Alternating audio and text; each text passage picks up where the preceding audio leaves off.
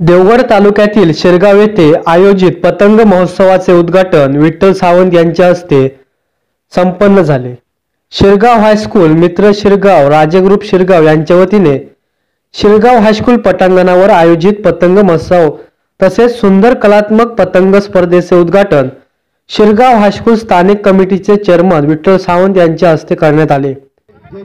यावेळी महाराष्ट्र स्वाभिमान पक्ष देवगड तालुका अध्यक्ष संदीप साटम, विजय कदम, मुख्याध्यापक Shriharam, Raju Satam, Sudhir Satam, Hemant Desai, R G Sawant, doctor Parkar, Shreya Satam, Saroj Dhorle, Swati Satam, Dinesh Satam, Sachin Desai, doctor Malan Chavan, Raju Shetye, Santosh Tawde, Amit Satam, Yudhiraj Rane, Shekhar Tawde, Vishal Kuwadekar आदी उपस्थित होते। या पतंग महोत्सवाला शिरगाव वासियांनी चांगल्या प्रकारे दाद दिली असून यामध्ये लहानांसह थोरांची मोठ्या प्रमाणात उपस्थिती पाहायला मिळाली। या पतंग महोत्सवात लहान गटात 13 तर मोठ्या गटात 22 जणांनी सहभाग घेतला असून बक्षीस वितरण समारंभ 14 जानेवारी रोजी विविध मान्यवरांच्या उपस्थितीत करण्यात येणार आहे।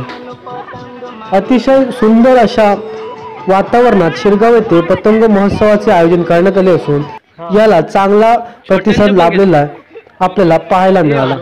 पुढे आम्ही बरेच पतंग उडवायचो, म्हणजे सुट्टी पडली, दिवाळी सुट्टी पडली की नंतर आमचं कामच ते असायचं की मैदानावर या हे पतंग उडवा। पण आजकालच्या काळात बघितलं तर पतंग लहान मुलांना कसा उडवायचा, पतंग असतो कसा याचीच जाणीव नाही। आणि बोलता बोलता आमच्या संस्थेचे अध्यक्ष माननीय अरुणभाई कर्ले साहेब यांच्या बोलण्यातून असं आलं की का जर असं असेल तर आपण पतंग महोत्सव का घेऊ नये।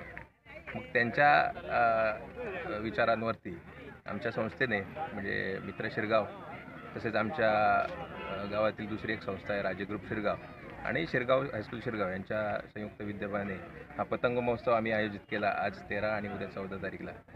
तर सुरुवातीला असं वाटलेलं की आपल्या गावात म्हणजे संध्याकाळचा वारा असेल की नाही, माणसं मुलं या पतंग महोत्सवाला किती प्रतिसाद देतील। पण आज मला सांगायला अभिमान वाटतोय की खरोखरच म्हणजे अपेक्षेपेक्षा असा उत्स्फूर्त असा प्रतिसाद आमच्या गावातील सर्व लहान मोठ्या सर्व मंडळींनी दिला, त्याबद्दल त्यांचे मनपूर्वक आभार।